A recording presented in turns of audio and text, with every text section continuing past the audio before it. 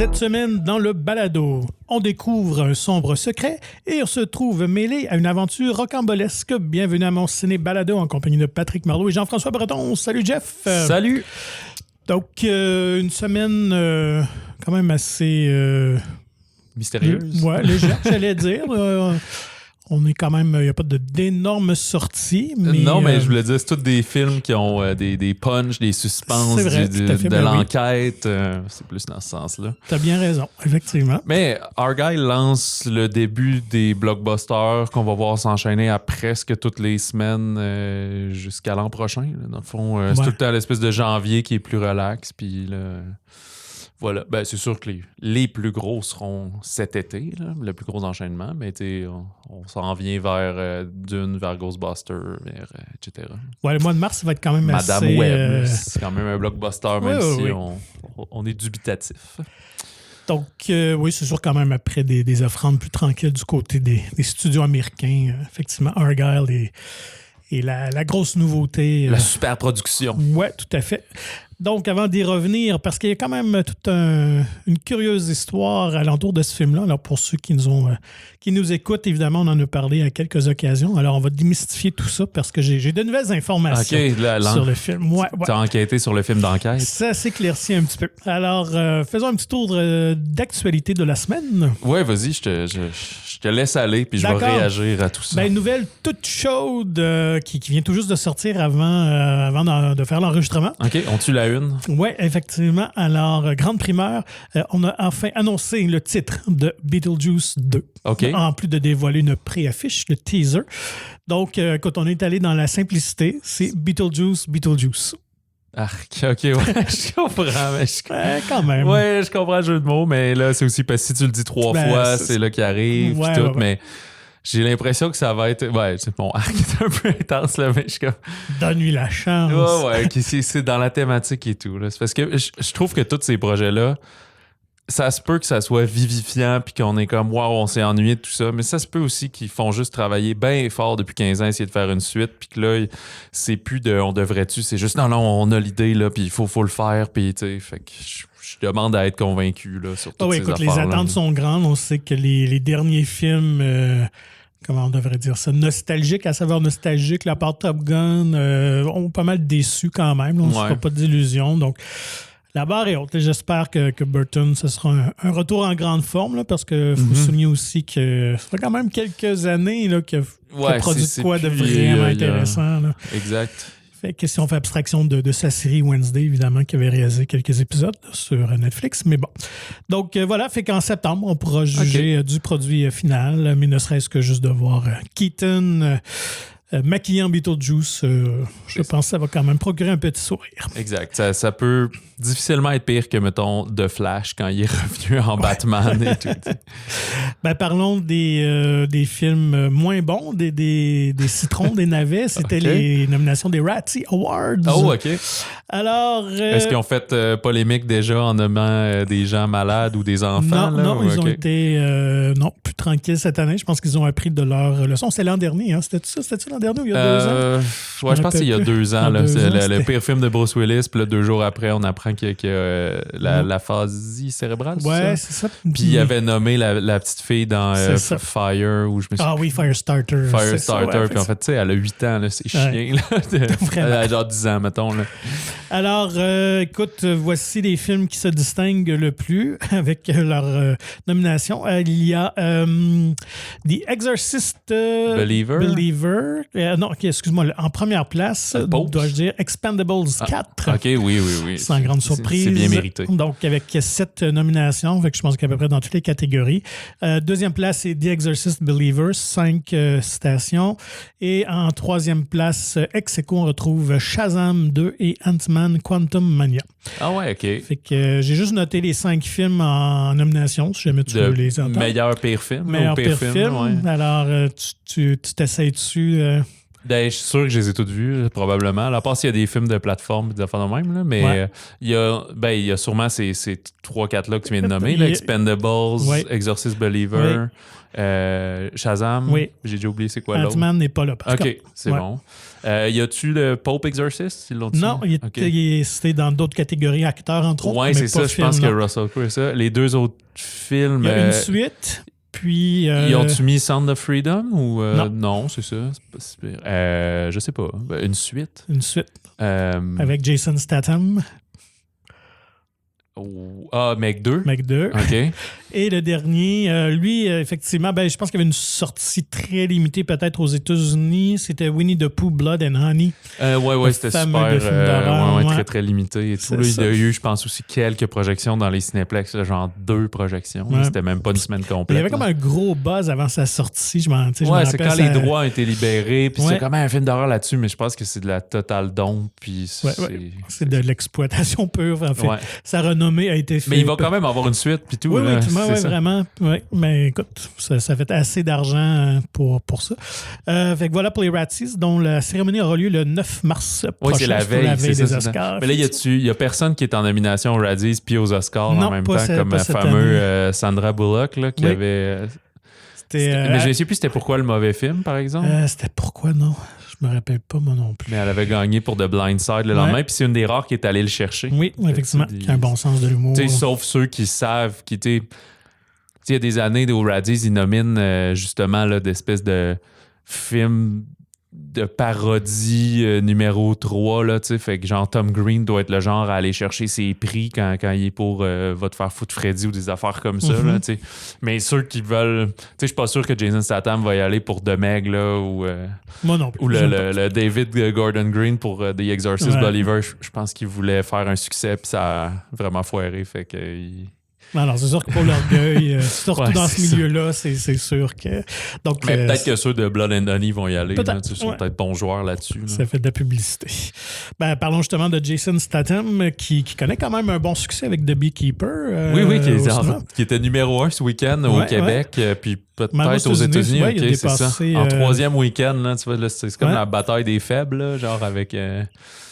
Mean Girls, puis ça, puis je sais plus quel autre film qui sont encore là depuis 2-3 semaines, qui s'échangent le top 1. Le One But You, je pense, qui est proche. Oui, c'est ça, qui remonte, exact. Là. Donc, Statham va retrouver son réalisateur de Beekeeper, David Ayer, pour un film qui s'appelle Levon's Trade, qui va être coproduit et scénarisé par Sylvester Stallone. Oh yeah. Donc, c'est une adaptation d'une série de romans de Chuck Dixon que je ne connais pas. Donc, c'est l'adaptation du premier roman. Puis, Statham joue un travailleur de construction qui s'occupe de sa fille, qui est évidemment un ancien agent secret, et qui va se mettre à enquêter sur la disparition de l'enfant de son patron. Il va tomber dans un gros complot international, whatever. Donc, voilà. Est-ce que son patron va être joué par Sylvester Stallone? Non, Stallone n'est pas supposé d'être au générique. Donc, c'est quand même rare que Stallone ne se contente que de scénariser. Et produire aussi. Mais là, il va sûrement produire lui, j'imagine. Oui, il est coproducteur. Je pense que The Expendables, c'est un des coproducteurs. Mais effectivement, même dans les Rockies, c'est peut-être pas lui qui produisait. Donc, voilà. Voilà pour les fans de Jason Statham. Sinon, ça, c'est un film, moi, qui pique vraiment ma curiosité. Je pense que ça va vraiment m'intéresser. Jason Reitman qui a repris le contrôle de la franchise des Ghostbusters. Oui, mais là, qui réalise plus, là, c'est ça? C'est ça, qui scénarise et produit le deuxième, la nouvelle suite qui s'en vient, mais avec son partenaire qui, lui, réalise le deuxième, qui avait coécrit le premier, je pense que c'est Gil Cannon. Il travaille sur un projet sur Saturday Night Live, en fait, sur la diffusion du premier épisode, carrément. Donc, je pense que ça va se passer sur cette semaine-là. De création de la fameuse mythique émission, SNL. Évidemment, sketch SNL Saturday Night Live. Ça a commencé quand? En 1975. OK. Donc, diffusion du premier épisode, c'est le 11 octobre. Alors, évidemment, dans le cast, dans les principaux comédiens à l'époque, on avait Chevy Chase, Dan Aykroyd, John Belushi, Jane Curtin, Gilda Radner, entre autres Garrett Morris. Donc, le casting a été fait. Je ne les ai pas notés parce qu'honnêtement, ce pas des noms là, que... Il n'y a pas de grandes vedettes. Là. C'est des noms qui ont quand même une petite carrière là, intéressante. Là. Mais c'est ça. Fait que le sujet m'interpelle. Je suis un grand fan de l'émission. En plus de cette période-là que j'ai réécouté sur le tard, évidemment, parce que à l'époque, en cassette, puis je pense que là, en DVD, il sortait souvent des compilations, des best-of de comédiens, fait que de Chevy Chase, Dan Aykroyd, fait que c'était comme un montage de leurs meilleurs sketchs avec eux. Fait que j'avais fait quand même du rattrapage sur cette époque-là. Comme pour l'émission Testostérone au Québec. Ouais, tu peux avoir le coffret DVD de best-of. Ben, tu peux avoir celui, mettons, Mike Ward, Marc Poillard. Tu peux avoir celui de le best-of de chaque personne. C'est ça avait été assez populaire pour créer ça quand même. Je pense qu'il y en a qui se vendaient plus que d'autres. Je pense que celui de Mike Ward se vendait plus que lui de Jean-Michel Dufault, mettons. Mais ça a tout fini dans des bins aux gens coutus à 4$. Là. Puis c'est quand même un fait intéressant de Chevy Chase. Ça a été là qu'une saison, parce que c'est lui qui était vraiment devenu la grosse vedette de Saturday Night Live. Il faisait le présentateur de nouvelles, le Weekend Update. En plus, des fois de participer des sketchs ici là, mais c'était surtout un scénariste et il faisait le segment des nouvelles. Puis Hollywood est rapidement venu le chercher pour. Ça, ils font tout le temps ça. Il y a tout le temps un genre de présentateur de nouvelles. Oui, ça a toujours été là. Des fois deux maintenant. Là, ils sont deux depuis plusieurs années. Oui, c'est ça. J'ai vu entre autres Bill Hader, je pense qu'il le fait. Ça se peut-tu souvent? Il l'a peut-être déjà fait à l'époque. Ouais. Là, c'est le chum de Scarlett Johansson, entre autres, là, que j'ai oublié son nom. Scarlett Johansson. Puis, je sais pas c'est qui. Scarlett Johansson. Scarlett Johansson. Je sais pas c'est qui son chum. Non, OK. Ah non, j'avais compris Scott Johansson. Non, Scarlett Johansson. OK. Mais c'est ça. Ben, il a fait que Saturday Night Live ou presque. Là, fait que, mais son nom m'échappe. Plus un noir aussi, là, qui est très drôle. Fait que bref. Fait que, à certaines époques, tu avais eu Norm Macdonald avait fait. Oui, c'est vrai. Puis, je me rappelle plus, là, des années 2000. En tout cas, bref, fait que moi, c'est ça. J'ai hâte de voir ça. Pas de date de sortie encore, mais le tournage va avoir lieu au courant de l'année. Sinon, dernière actu, ça, j'ai hâte de voir. Ça peut être potentiellement intéressant. Tu te rappelles peut-être du film Drunk, ou c'était Alcotest peut-être en français. Oui, avec Mads Mikkelsen. Oui, c'est ça. Donc, le film danois, qui avait remporté l'Oscar du meilleur film étranger en 2021. J'avais déjà vu la nouvelle passer que Leonardo DiCaprio avait acheté les droits, voulait produire un remake américain. Pourquoi? Mais ouais, je sais bien. Mais finalement, fait que lui, il va être toujours producteur, mais c'est Chris Rock qui va réaliser la version américaine. OK. Pas d'annonce de casting encore, mais Chris Rock s'en va de plus en plus vers la réalisation. Là. Il travaille avec Spielberg aussi sur un projet de biographie. Je me rappelle plus de qui, là, je sais si Martin Luther King ou quelque chose de ce genre-là. On avait parlé à l'automne, mais oui, j'oublie. Ça, Donc voilà, fait que c'est sûr qu'on est capable de voir l'original, c'est toujours ben oui, plus intéressant, mais puis des fois, je comprends, c'est que ces films-là originaux internationaux, c'est comme des gens qu'on connaît pas ici. Mais là, Mads Mikkelsen, c'est une vedette internationale, là, genre, fait que mais c'est sûr que le public moyen américain n'ont pas vu ce film-là. Puis ouais, mais je suis encore curieux de voir ça va être quoi leur intérêt pour, à moins que la version américaine devienne super comédie puis t'enlèves un peu le drame. En même temps... c'est un film comme parfait. Là. Oui, c'est sûr. Mais avec Chris Rock puis son style d'humour, je pense que le film, il ne faut pas qu'il tombe dans le politically correct. Il ne faut pas que ça tombe trop dans l'eau de rose. Fait que s'il garde un peu un edge, un peu, là, je sais pas, en tout cas, j'ai hâte de voir. Parce que comme ils ont refait, là, c'était l'an dernier, là, A Man Called Ovie, là, avec Tom Hanks, puis c'était un film suédois, ça, je pense, ou norvégien. Non, c'était suédois. Suédois. Puis tu sais, la version américaine était vraiment édulcorée par rapport à l'original, là, beaucoup moins touchante, plus dans faut que ça soit drôle, fait que tu perds l'essence un peu. Oui, c'est ça qui était plus cynique. Tom Hanks, il est bon, puis ça a fait un peu d'argent, mais tu sais, le film est la moitié réussie de ce qui était l'original. Là, passons bande-annonce. Sinon, moi, il y en a une qui a captivé mon attention. On parlait de Jason Reitman et de Ghostbusters. Donc oui, deuxième annonce de Ghostbusters. Oui, puis t'es toujours convaincu? C'est une bande-annonce plus complète qui révèle un petit peu plus l'histoire des personnages. La traditionnelle, on est à 5-6 semaines de la sortie. Fait que... non, quasiment 8. En tout cas, c'est le 15-22 mars. Attends, j'ai noté... c'est le 22 mars. 22 mars.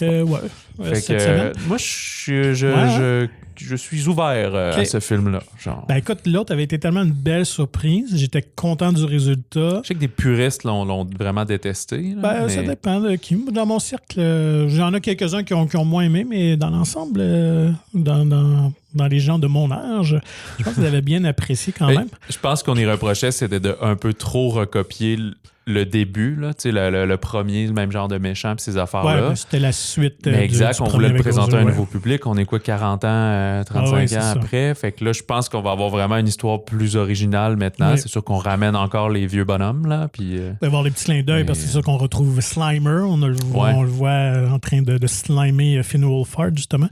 Écoute, de restituer... Autant j'avais apprécié dans le premier Afterlife qu'on situe l'action ailleurs. On était plus dans le Midwest américain. Là. Ouais. Alors que l'on retourne à New York, c'est sûr que c'est éponyme avec Ghostbusters, là, ça va de soi. Prend ça, ça prend ça.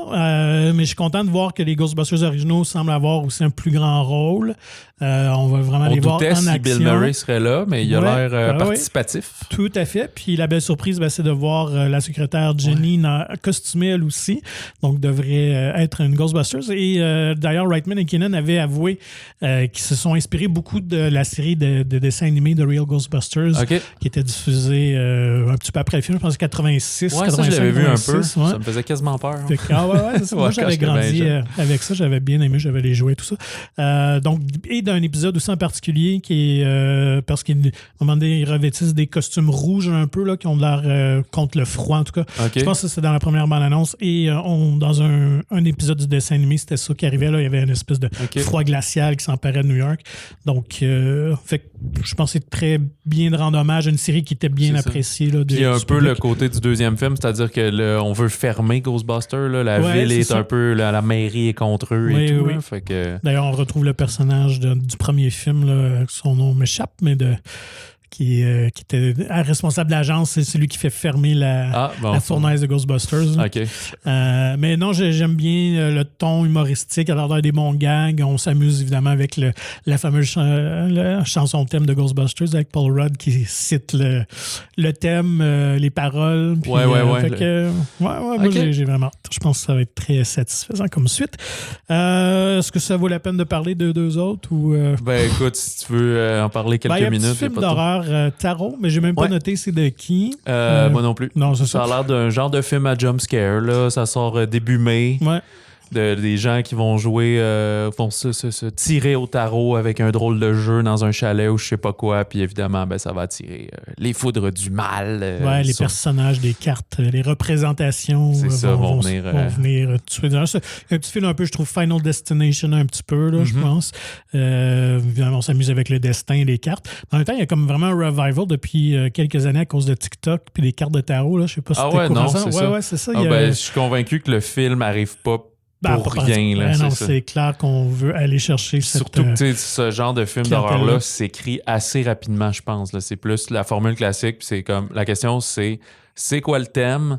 Puis une couple de vedettes tranquillement connus, mais qui nous coûteront pas cher. Là. Fait que, moi, je connais personne du cast, mais vraiment que si on fouille, il y a des créateurs de contenu puis des TikTokers parmi le casting, etc. Ou des visages qu'on joue dans des séries pour ados, des trucs de même, là, c'est ça. De plateforme, probablement. Mais pas de oui, Bill Murray, pas de Dan Aykroyd. Mais ça fait penser à Ouija il y a quelques années aussi. On a exploité. Fait que on prend le fad du moment, ce qui est populaire, puis on adapte. Pour la dernière leçon passer. Sachez qu'il y a un nouveau film de Guy Ritchie sous cette tente d'aller voir. Je ne sais pas s'il va se ramasser. Les derniers ne sont pas ramassés au Canada. Fait que à découvrir peut-être en avril. Mais c'est qu'il y a un gros casting. Là. J'ai oublié le titre. Là, moi, je l'ai noté quand même. C'est The Ministry of Ungentlemanly Warfare. Fait que déjà, c'est pas le titre le plus vendeur. Non, c'est ça, mais c'est une comédie d'action, d'espionnage et de commando élite pendant la Deuxième Guerre mondiale. Là. Donc, avoir du fun à tuer des nazis. Mais c'est un gros casting avec Henry Cavill puis qui a son équipe délurée. Et ça me fait penser, tantôt, tu as commencé en me parlant de Jason Statham puis c'est mauvais, c'est bon coup. Puis là, il y a Alan Ritchson qui est le nouveau Jack Reacher puis qui a vraiment la cote de plus en plus dans les films, qui est l'espèce d'autres hommes de main bien costauds qui tirent de l'arc et tout. Fait que probablement qu'il y ait une nouvelle version de ces gars-là. Tu sais, je sais qu'il n'est pas si jeune que ça, là, il n'a pas 22 ans non plus. Là, il doit avoir après 40 ans comme les autres, mais probablement que tu peux plus te payer Statement ou même... j'ai oublié lui qui va être dans... l'autre ancien lutteur là, qui va être dans Dune aussi, là, qui est un... Batista. Ouais, Dave Bautista, exact, parce qu'il coûte trop cher pour des seconds rôles, mais comme lui, il veut faire sa place au cinéma, fait que tu commences par des deuxièmes rôles pour avoir des leads éventuellement, fait que c'est comme... la nouvelle face qu'on va voir partout pendant 3-4 ans, voir si ça décolle ou pas. Il y a de bonnes chances, effectivement, qu'il devienne un des nouveaux visages des films d'action. Voilà, alors, attaquons les sorties de la semaine. Oui. On commence au Québec-France. Oui, allons-y. Je pense avec notre coup de cœur de la semaine, c'est le successeur de Xavier Legrand. Exactement, une coproduction Québec-France et qui met en vedette Marc-André Grondin, Yves Jacques, Anne-Élisabeth Bossé et plusieurs autres comédiens québécois. En fait, ça se passe principalement au Québec. Le personnage d'Elias, Elias, le personnage de Marc-André Grondin, il est heureux et accompli. Il devient le nouveau directeur artistique d'une célèbre maison de haute couture française. Mais alors que tout va bien de son côté, il va apprendre le décès de son père au Québec, qu'il ne voit plus depuis de nombreuses années. Il vient de mourir d'une crise cardiaque, fait qu'il doit se rendre au Québec pour régler la succession, les affaires, la vente de la maison, etc. Mais le jeune créateur va découvrir qu'il a hérité de beaucoup plus qu'un mauvais cœur, que des problèmes cardiaques familiaux. Voilà. C'est quand même c'est un film à punch. On vous dévoilera rien ici, inquiétez-vous pas. Là, on va juste parler un peu autour du film. Très belle surprise pour moi. Je savais pas à quoi m'attendre, surtout que ce genre de film-là, ben, ça passe ou ça casse. Puis moi, je trouve que c'est un très bon payoff, comme on dit. Là. Ça vaut absolument le détour. Et Xavier Legrand n'est pas tellement connu. Son premier film, Jusqu'à la garde, date de 2017-2018. Ça fait déjà 5-6 ans. Mais qui avait remporté quand même un grand succès en France j'ai quelques Césars en plus. Oui, c'est ça. J'ai oublié de vérifier ça, mais oui, ça a vraiment été un gros hit. Jusqu'à la garde, c'était une histoire de séparation, de divorce avec un mari assez violent et problématique. Fait que comment la difficulté entre les deux, puis c'était joué par les parents par Léa Drucker et Denis Ménochet. Denis Ménochet qui était dans tous les films l'an dernier. Puis il était comme super intense, puis c'est un réal que je sais pas comment il fait, mais il arrive à tirer le meilleur de ses comédiens, là, comme on dit, un peu des rôles physiques, mais pas physiques, tu te bats puis tu fais des pirouettes, mais genre tu pleures, tu cries, c'est très intense, ça doit être vraiment... on te met dans le mood là, pendant super longtemps, puis on fait une prise. Puis c'est ce qu'on voit aussi dans Le Successeur, c'est une grande performance de Grondin, de Yves Jacques également aussi, beaucoup de scènes de douleur, de cris, de très larmoyantes là, qui... je sais pas, qui peuvent rappeler un peu, c'est pas le même beat, mais tu sais, genre les 7 jours du Talion, là, ce genre d'intensité cinématographique, là, un peu. Fait que je te passe la balle. Là, moi aussi, ça a été une belle surprise. Ça a été différent à quoi je m'attendais si je la compare à la bande-annonce que j'avais vue. Finalement, on est un peu dans... On n'est pas dans le thriller, mais on a quand même des accents d'Alfred Hitchcock un peu. Là, on est dans le suspense hitchcockien, mais plus dramatique. Mais il y a un niveau de tension, d'anxiété tout au long qui est vraiment bien mené. Moi, j'avoue que j'ai été complètement surpris par le punch. Je ne m'attendais pas du tout à ça, ni que ça prenne cette direction-là. Tu l'as dit, les comédiens sont super efficaces. La mise en scène est léchée aussi. Dès la mise en abîme au début avec la parade puis tout ça, là, c'était dans le défilé de mode et tout ça, la spirale. Fait que c'est vraiment un film bien construit, bien réfléchi par les mises en image de Xavier Legrand. Fait que si vous aimez ce genre-là, c'est vraiment un film de très, très bonne qualité, bien écrit. Donc, allez-y, puis laissez-vous surprendre honnêtement. Le Successeur... un bon petit film. Puis, quand il se retrouve, un des pièces majeures, c'est qu'il faut qu'il vende la maison, là, parce qu'il n'a rien à foutre puis il veut retourner en France. Mais... puis tu sais, c'est qu'il y a plein de voisins puis d'amis qui veulent savoir, hey, nous, il est important pour nous, ton père, même si toi, t'es en froid. Fait que tu sais, comment ça va se passer les funérailles puis ces choses-là. Fait qu'il se retrouve un peu coincé avec plein de gens qu'il connaît pas parce qu'il connaît plus du tout la vie de son père, tu sais. Puis, mais la maison, la manière qu'elle est filmée, là, c'est un vieux bungalow. Je sais pas si tu as déjà vu un peu split level, là, que tu n'arrêtes pas d'avoir des paliers de 4 marches pour monter d'une pièce à l'autre. Ouais, c'est ça, avec vraiment des couloirs coupés à 90 degrés, puis tout le temps. Fait que c'est déjà épatant d'arriver à filmer là-dedans. Je ne sais pas si c'est une vraie maison ou recréée. C'est une vraie maison, parce que là, j'ai eu la chance d'aller à Paris interviewer des acteurs et réalisateurs. Donc, je me suis entretenu avec Xavier Legrand. Donc, il y a un texte qui va être disponible sur monciné.ca. Alors, vous pourrez aller voir. Mais effectivement, donc ça a été tourné à Repentigny. Puis vraiment, à l'intérieur, évidemment, ils ont redécoré la maison et tout ça. Mais c'est pas en studio. Ils ont vraiment utilisé l'intérieur de la maison qui a une personnalité... elle-même. Puis, seule autre affaire que je mentionnerais, si j'avais vu que pour certains, c'était un bémol. Moi, je n'attendais pas à ça, mais il y en a qui pensaient voir plus un film sur le monde de la mode puis de la création.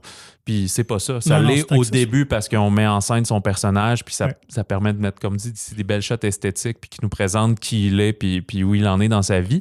Mais une fois qu'il arrive au Québec, on n'est plus là-dedans. Là. On comprend que c'est quelqu'un qui est important, il est souvent en communication avec son agente, etc. Mais c'est pas, il ne fera pas de défilé de mode au Québec. Là. Non, c'est ça. Mais à noter qu'à la base, l'histoire est une adaptation d'un roman qui s'appelle L'Ascendant d'Alexandre Postel, puis...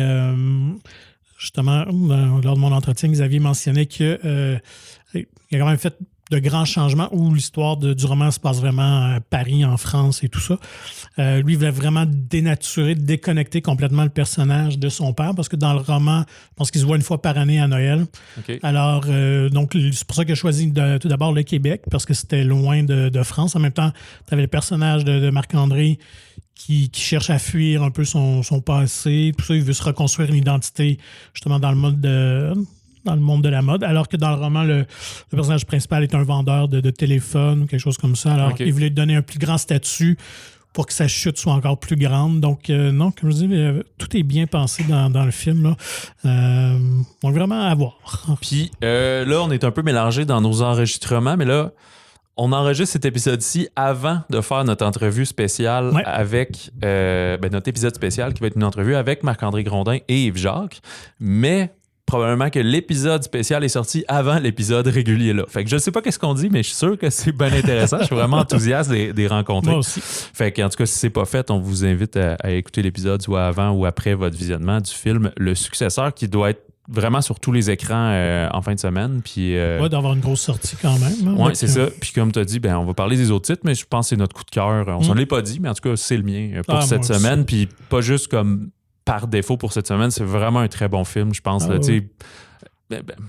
Pas la même construction, mais si vous avez aimé Les Chambres Rouges, qui a été un des films qu'on a le plus parlé au Québec cette année et tout, il y a une certaine cohésion, disons, entre ces deux films-là. Ce genre de cinéma avec peu de moyens, mais qui donne vraiment beaucoup plus que d'ajouter du CGI et de la cochonnerie partout. Là. C'est vraiment tout est suggéré. Une belle construction. Et c'est ça le pouvoir du cinéma. C'était ça le pouvoir de Zone of Interest la semaine dernière. C'est qu'on n'est pas obligé de tout montrer, mais de laisser aller l'imagination. C'est encore des fois plus terrifiant et plus excitant. Donc, Le Successeur. C'est ça. Puis là, je suis pas mal sûr que... j'espère, en tout cas, là, ça va aller plus à dans un an, là, mais au César et ou les films québécois, là, vu que c'est une coprod, là, j'ai déjà Gala Québec Cinéma et tout, là, très grosse performance de Grondin. Je trouve une de ses meilleures, sans doute. J'ai pas vu tous ses films, mais définitivement à se souvenir. Oui, mais alors restons dans le français avec Second Tour d'Albert Dupontel. Oui, j'ai oublié de noter ça doit être le 9-10e film de Dupontel, certainement 8-9e. Dans cette zone-là. Albert Dupontel est du générique, comme d'habitude. On retrouve également Cécile de France dans le rôle principal et Nicolas Marié qui est dans tous les films de Dupontel, sauf Au revoir là-haut. C'est comme son Robert De Niro, finalement. Oui, exactement. On va suivre une journaliste politique, donc le personnage de Cécile de France, qui est un peu en disgrâce puis qui a été envoyée dans la rubrique soccer, le football. Mais là, par un heureux hasard, elle va se retrouver sollicitée à nouveau pour suivre la campagne présidentielle française, alors que son équipe, si vous voulez, le journal télévisé pour lequel elle travaille, ils font pas trop confiance. On comprend qu'elle avait peut-être dépassé les bornes la dernière fois. Je pense qu'elle a écrit un article sur un des... d'honneur, disons, de la station de radio. Fait que là, c'était comme... pas radio, mais station médiatique. Fait que c'était un peu... tu peux pas parler contre les gens qui payent pour nos jobs, tu sais. Fait que, bref, elle va suivre le favori qui est Pierre-Henri Mercier, joué par Albert Dupontel, qui est l'héritier d'une puissante famille française, mais qui débute en politique, mais qui a vraiment le vent dans les voiles pour être le prochain président. Fait qu'elle va être troublée par ce candidat qu'elle a connu quand elle était au lycée. Fait que Mademoiselle Pov va se lancer dans une enquête aussi étonnante que jubilatoire. Puis, on reconnaît vraiment le visuel, le rythme qui est propre à Dupontel, les couleurs chaudes, beaucoup d'utilisation de flashbacks, de souvenirs, des trucs très rythmés dans son montage, dans sa manière de filmer. Puis dans les thèmes, on mélange encore un peu l'espèce de cynisme et d'enquête qu'on voit souvent là-dedans. Moins de... Pas vraiment de romance là, cette fois-ci, mais on accuse aussi la critique du journalisme libre versus, comme on dit, là, comme on a connu ici aussi, là, avec les Journal de Québec, Journal de Montréal, que on parle pas en mal de tout ce qui est... L'empire médiatique. L'empire, exactement. Moi, j'ai trouvé qu'il y avait une touche... En fait, le film est comme une fable un peu. Il y a un ton qui détonne peut-être un peu par rapport à son sujet, qui n'est pas inintéressant.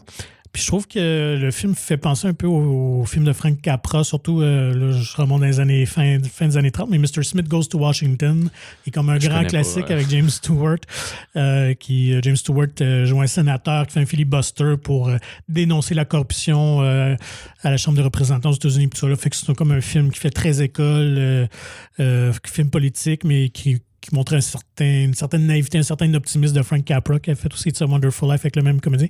Donc, je trouve qu'on est un peu dans cette zone-là, parce qu'autant qu'il montre un peu le cynisme envers la politique, mais malgré tout, le film se veut pas un peu porteur d'espoir. Moi, j'ai bien aimé Cécile de France dedans. On la connaît moins pour les comédiens, souvent plus dans les drames, mais je trouve qu'elle a un sens un peu de timing. Elle joue bien la comédie physique, puis je trouve avec Nicolas Marié faisait un bon duo sympathique ensemble. Je pense que c'est le meilleur du film, c'est les scènes quand ils sont juste les deux. Lui, Nicolas Marié, il est son caméraman. Mm-hmm. Il a ses connaissances à lui, mais un petit peu d'ego, un peu plus doux, là, si on veut. Elle est plus fonceuse. Fait que, c'est ça. C'est souvent lui qui a le punch pour la blague, alors qu'elle est plus cynique, justement, dans son approche, là, avec ses patrons, etc. Là. Donc, c'est somme toute quelque chose quand même d'assez léger à écouter. Puis, j'avais justement également interviewé Albert Dupontel. Là, je fais tellement du name dropping, mais vous pourrez voir aussi cet article-là avec Albert Dupontel et Cécile de France. Et Dupontel parlait un peu du point de départ, la jeunesse de cette histoire-là. C'est quand même intéressant. C'est en regardant un documentaire sur la campagne présidentielle de Robert Kennedy en 1968, pendant le confinement. Qui est venu cette idée-là. Et comme partie de la prémisse ici, parce qu'on sait que Robert Kennedy était quand même très honnête dans ses intentions de s'attaquer à la corruption. Ça, c'était après l'assassinat de John F. Kennedy, son frère, c'est ça. Donc, mais il est mort 3 mois plus tard, là, après le début de sa campagne. Et il s'était dit, si un politicien faisait le contraire de ce qu'il disait et tout ça. Fait qu'il est comme parti un peu de cette prémisse-là pour finalement déboucher sur son film. Puis à l'origine, il devait même pas jouer dedans. Okay. Et il avait offert le rôle à un autre comédien qui n'a pas mentionné qui, mais il était pris pour un projet télévisuel.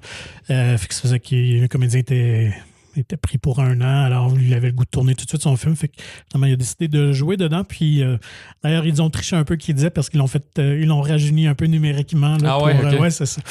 Il y a quel âge dans la vraie vie, Dupontel? Je peux dire 60, c'est début ça, 60, puis comme 50, là, peut-être 40. Fait que, c'est ça. Donc, mais c'est ce qui est drôle, parce qu'il disait qu'il n'a jamais vraiment eu l'ambition de jouer dans ses films. C'est souvent des fois plus par souci économique ou c'est lui qui peut le faire, fait qu'il le fait.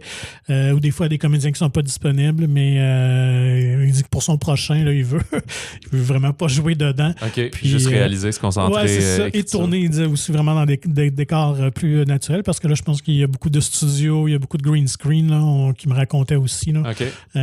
Fait que voilà. Alors, second tour d'Albert Dupontel, somme toute un film qui s'occupe bien.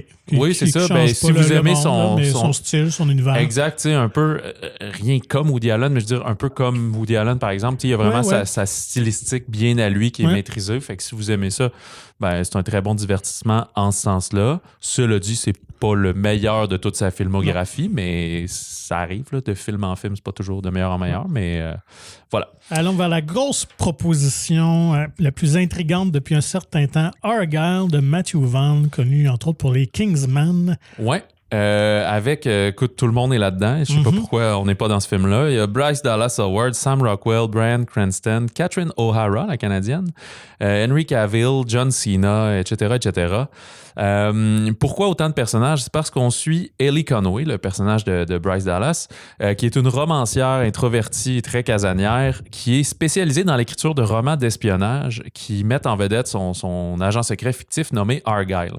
Fait qu'on va voir en alternance la vraie vie, puis des fois ce qui se passe dans son roman. Puis dans son roman, c'est là qu'on voit les personnages d'Henry Cavill qui joue Argyle et John Cena, etc. Mais elle va se retrouver, malgré elle, liée aux activités d'un sinistre syndicat criminel clandestin, là, tous les mauvais mots, elle va prendre la fuite avec un mystérieux espion joué par Sam Rockwell et son chat à elle, Alfie, pour tenter de survivre. Puis elle va être alors plongée dans un monde secret où elle va découvrir que la fiction de ses romans rejoint en fait la réalité, puisque malgré elle, les romans qu'elle écrit prennent vie, révèlent des réels secrets dans le monde de l'espionnage et du terrorisme. Fait que tout le monde court après elle pour, dans le fond, qu'elle écrive le roman suivant. Là, elle est rendue au 5e livre de sa saga pour que ça puisse leur aider à trouver un fameux indice perdu là, par un hacker. C'est une coprode américaine et britannique, fait qu'on mélange un peu tous ces genres. C'est encore un film à intrigue, là, finalement. C'est un peu ça qu'on disait d'entrée de jeu. On est dans l'espionnage, qu'est-ce qui se passe réellement en arrière, des double cross, qui arnaque qui, des agents doubles, avec un léger soupçon de romance. Tout ça peut rappeler plusieurs films. C'est sûr que si on... Il y a un danger à nommer les films que ça rappelle parce que ça peut voler un peu des punchs. Là. Mais tu sais, rapidement, là, un genre d'humour à la Bullet Train, là, un peu, là, d'humour d'action. Puis il y a quelque chose un peu à la Romancing de Stone aussi, là, à l'époque avec Michael Douglas. Oui, tout à fait. Écoute, c'était... Visuellement, esthétiquement, on est un peu dans la veine des films de Kingsman. Évidemment, Matthew Vaughn a créé cet univers-là à l'écran. Mais je ne m'attendais pas à ce que ce soit tant humoristique quand même. Donc, on est vraiment plus une comédie à la base avec de l'action qu'un film d'action avec de la comédie. Donc, soyez quand même un peu avertis. On n'est pas non plus... On s'amuse un peu avec les codes du genre, avec l'espionnage, avec les films de James Bond. On les parodie pas nécessairement parce qu'on n'est pas dans le ton d'humour d'Austin Powers, comme tu avais mentionné. On n'est pas là. Il y a des éléments qui ressemblent, mais ils vont pas jusque-là dans le dialogue, mettons. Là, dans le méta du film, si on veut. Là. Les méchants qui ont tout un uniforme pareil dans la base ennemie, mais là, c'est un peu pris au sérieux. Là, comme, ça fait du sens. On comprend jamais vraiment les intentions des méchants de cette organisation-là. Fait que on reste dans la caricature, disons ça comme ça, et non la parodie. Mais bon, on sent que Vaughn a un vilain plaisir à s'amuser avec cet univers-là. Mais c'est parce que c'est un peu le ton... C'est le ton des romans qu'elle écrit, fait que c'est pour ça que ça devient le ton réaliste. Ça aurait pu être aussi une idée intéressante, complètement dichotomique, de dire « Hey, j'ai écrit un peu à l'autre rose où ça va toujours bien pour mon héros, mais dans la vraie vie, c'est comme tu reçois une balle dans la jambe, puis on t'ampute, puis fait que là, c'est cette même espèce de légèreté ou de facilité un peu là, pour les héros. Là. Moi, j'avoue qu'il y a quand même de très bonnes twists dans l'histoire que j'ai pas vu venir. Donc, ça, je trouve ça assez intéressant. Après ça, rendu là, c'est plus une question d'acceptation. Est-ce que vous aimez ce genre-là ou non? Libre à vous. Mais reste quand même que ça, j'avais parlé en introduction que comme toute une drôle d'histoire de marketing alentour du film. Oui, là. c'est ça. Parce que c'est l'adaptation d'un livre, mais qui n'est pas encore sorti. Et qui vient de sortir, qui a écrit. Okay. Mais oui, effectivement, c'est ça. Qui a été souvent repoussé. Mais l'autrice qui porte le même nom, Ellie Conway, n'existe pas. C'est évident que c'est un pseudonyme. Parce que même c'est sur les réseaux sociaux, c'est évident que c'est monté, c'est fabriqué. Non? Et Apple avait quand même payé une grosse somme d'argent pour les droits du film. On parlait de 200 millions. Ouais, il y a un projet de trilogie sur j'ai lu. Là, Oui, donc on parle de 3 films. Et là, juste pour démêler tout ça, là, donc je pense que les romans, ça serait 5 romans en tout. Okay. Mais là, le premier vient de sortir. Le film qu'on voit présentement n'est même pas l'adaptation du premier roman. Ce serait l'adaptation du 4e roman. OK. Puis le 2e film sera l'adaptation du premier roman. OK. En fait, ce serait... parce qu'il nous tease ça un peu à la fin. Ouais. Un regard de movie comme un genre de prequel. Effectivement. Alors, apparemment que Vaughn avait lu un peu les synopsis de tous les livres, de toutes les histoires, puis il a dit, OK, c'est celle-là que je vais prendre, puis je vais m'amuser avec ça. J'ai hâte de voir ce que ça va donner. C'est un peu audacieux parce qu'on ne sait même pas s'il va y avoir les autres suites quand même. Là, on s'entend avec ce budget-là parce que le film a coûté pas loin de 200 millions aussi. Donc, il faut que tu le rentabilises. Et là, il y avait toutes sortes de rumeurs ces dernières semaines que c'était peut-être Taylor Swift qui serait derrière Ellie Conway. Ouais, en 2 games de football. C'est ça, parce qu'il y avait quand même plusieurs éléments visuels que les Swifties ont analysés. Dont, entre autres, le fait que le personnage a une tignasse rousse, comme une perruque qu'elle portait dans un court-métrage qu'elle a fait il y a quelques années. Ah ouais, son genre de chanson court-métrage de 10 minutes. Aussi, c'est ça. Ensuite, elle portait, je pense dans le court-métrage, elle porte un cardigan que l'autrice aussi porte, Bryce Dallas Howard. Et la question du chat, évidemment, qui fait partie de la promo, qui, en fait, le look du backpack, puis qu'on voit le visage du chat au travers, c'est tiré d'une photo de Taylor Swift qu'elle avait mis. Donc, elle a vraiment ce type de race de chat-là et ce genre de... Un genre de persan, là, je sais pas trop quoi. C'est ça, de sac à dos pour le porter. C'est ça, Matthew Vaughn le dit carrément. Oui, je me suis inspiré de cette photo avec Taylor Swift pour créer ça. Donc... Mais je pense pas que ce soit Taylor Swift. Au final, ça doit être Matthew Vaughn puis son scénariste, puis ils ont juste... Écoute, le mystère commence à s'éclaircir. Là. Depuis quelques jours, beaucoup de journalistes et de médias enquêtent là-dessus. Alors, effectivement, ça serait vraiment une lubine de Matthew Vaughn parce que les droits du roman d'Argyle qui va sortir lui appartiennent à sa société de production. Même si c'est publié par Random House, là, qui est un éditeur de livres, mais les droits lui appartiennent. Ensuite, ça reste sorti que le roman aurait été écrit par Tammy Cohen, qui est une vraie romancière de livres d'espionnage et tout ça. Et qu'elle aurait été approchée finalement par l'équipe de Vaughn pour créer cette série-là, dont lui va s'inspirer éventuellement pour faire des films. Et comment tout ça s'est découvert, c'est que dans le premier livre qui vient de sortir en anglais, en français, il va arriver au mois de mars, elle fait un remerciement à un astronome parce que je pense qu'il l'a aidé à quelque chose. Et lui, je pense tout bêtement, sans arrière-pensée, a révélé à une journaliste, oui, j'avais collaboré, en tout cas, j'ai donné des conseils à une romancière de romans d'espionnage pour un livre qu'elle doit faire.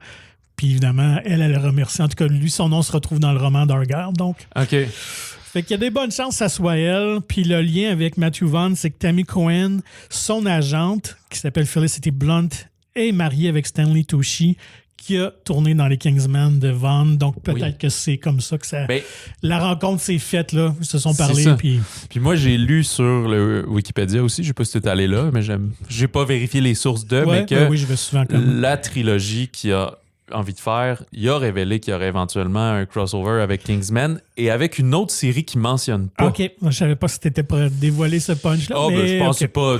Dans le film, ça n'a rien rapport. Là. C'est peut-être pour les prochains volets, mais là, pour l'instant, il n'y a rien. Là, on voit pas XB puis tout. Là. Alors, j'ai l'impression que le fameux 200 millions avec Apple qui a été signé, c'est probablement pour avoir accès à tous ces univers-là. C'est que c'est un genre de contrat avec Matthew Vaughn. Puis, c'est ça. Fait qu'il va faire plusieurs films ou déclinaisons aux séries télé 2. Là. Fait que ce serait pas pour une œuvre. Là, ça n'avait aucun sens qu'on paye ça juste pour l'adaptation d'un roman. Ouais, exact. Fait que, un peu comme quand Netflix a acheté le film justement de Whodunit. Là, oui, les Knives Out. Et tout les Knives Out, c'est ça. Tu payes pour la franchise. Fait que t'es comme, OK, là, on en fait beaucoup. Là, on peut pas juste en faire un. Il faut le rentabiliser sur plein de films. Fait que je pense que c'est ça l'idée aussi. Puis, tu disais, parce qu'on compare quand même à une sorte de James Bond. C'est un peu un pastiche de ça ou un genre de référence, là, ce fameux truc-là, des bases, des fusils laser, des guns et tout.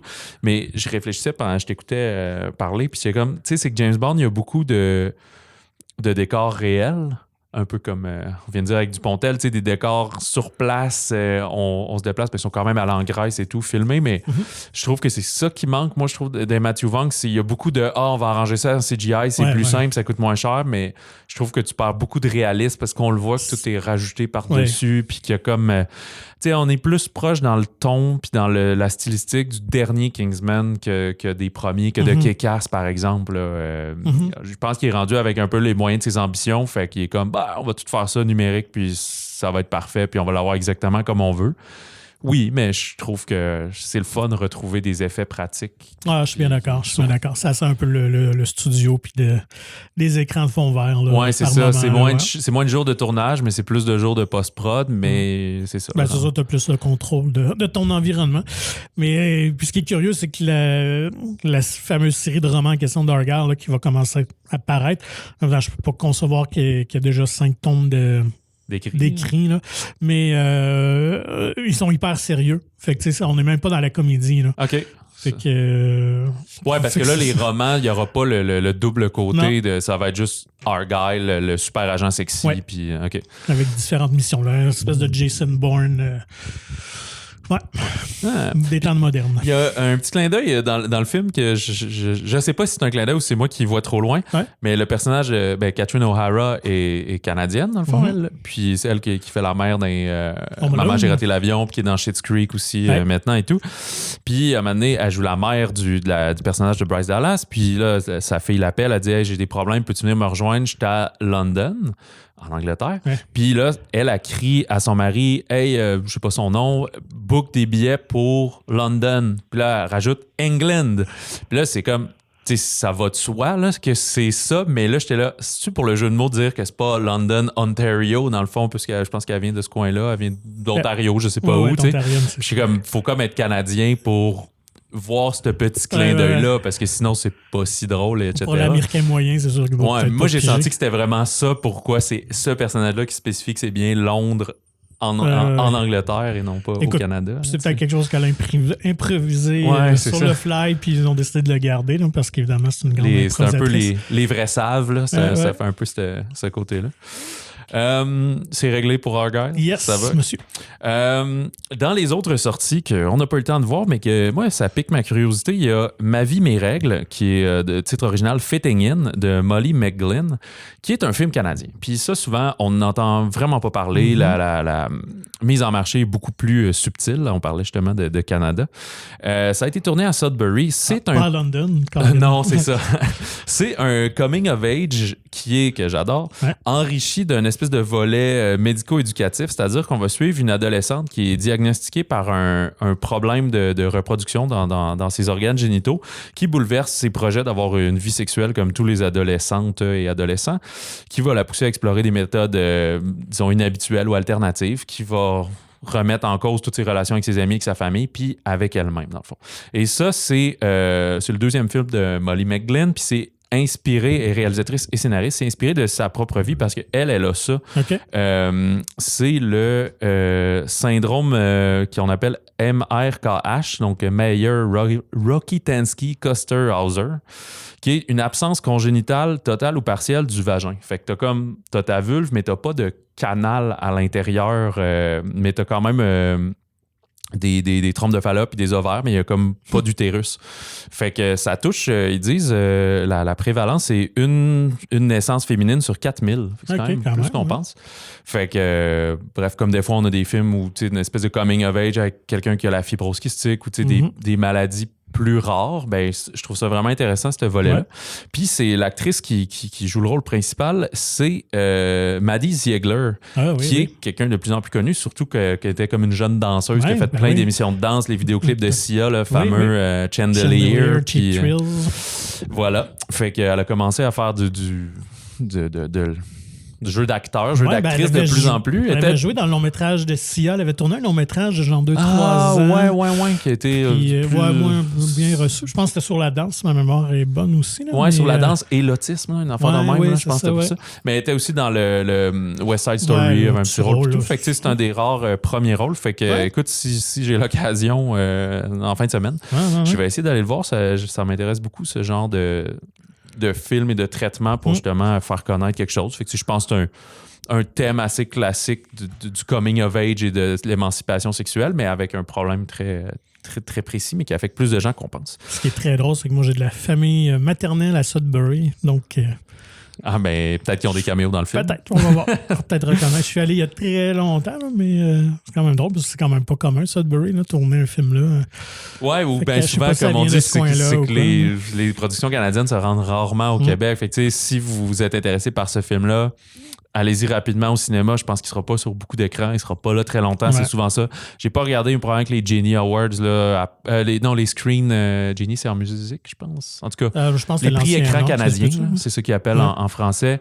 Ben, ça doit s'en venir. Puis il va sûrement avoir des nominations, des choses comme ça. Fait que souvent, on a la déferlance de quelques films canadiens comme ça, des meilleurs, mais comme tout rapidement. Là, comme vite, c'est là. Le buzz est là, mais c'est comme, ouais, mais il vaut mieux le préparer. Là. En tout cas, comme l'an dernier, Brother, qui était comme un très, très bon film, mais qui a fait rien pantoute. Là, personne n'est allé voir ce film-là, personne ne sait c'est quoi. Bref, et dans les autres films, il y a un drame africain qui s'appelle Sira, une héroïne africaine. Fait que c'est quand même rare des films du continent africain. Ça se déroule au Sahel, en Afrique. Là, je ne pourrais pas dire où c'est exactement. Puis c'est Sira, là, une jeune fille qui est violée et abandonnée dans le désert par le chef islamiste qui a massacré sa tribu nomade, les Peuls, qui va préparer sa vengeance contre la terreur islamiste. Fait qu'on n'est pas trop dans la grosse action, là, on le considère quand même plus comme un drame, qui est un genre de plaidoyer féministe qui va mélanger l'espèce de conte traditionnel puis l'espèce de schéma narratif classique hollywoodien. Fait qu'il n'est pas sorti en France encore non plus. Fait que je suis bien curieux de voir ça. Mm-hmm.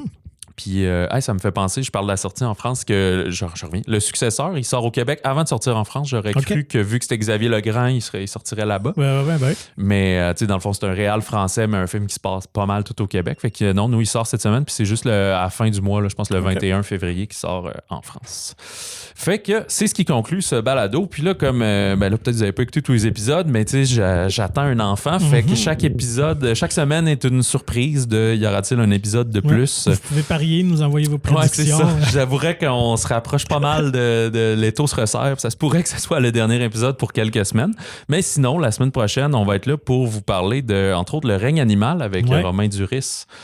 Et Lisa Frankenstein, la comédie qui arrive un peu pour la Saint-Valentin, comédie américaine weirdo d'horreur. C'est ça, réalisé par Zelda Williams, la fille de Robin Williams. Bref, comme d'habitude, contactez-nous au balado au singulier à commercial-monciné.ca et on vous invite à vous procurer gratuitement le magazine Mon Ciné qui est disponible en version numérique ou physique dans votre cinéma favori de la province. Et visitez également le monciné.ca pour plus d'informations, mais aussi pour lire des articles exclusifs comme ceux que tu es allé faire, entre autres, à Unifrance pour Le Successeur et pour, Second Tour qu'on a dit. Puis d'autres films vont s'ajouter également dans les prochaines semaines, donc à surveiller. Et bien, sur ça, on vous souhaite bon cinéma, bon popcorn. Puis si jamais vous héritez là, de la maison de quelqu'un de votre famille que ça fait longtemps que vous avez vu, méfiez-vous.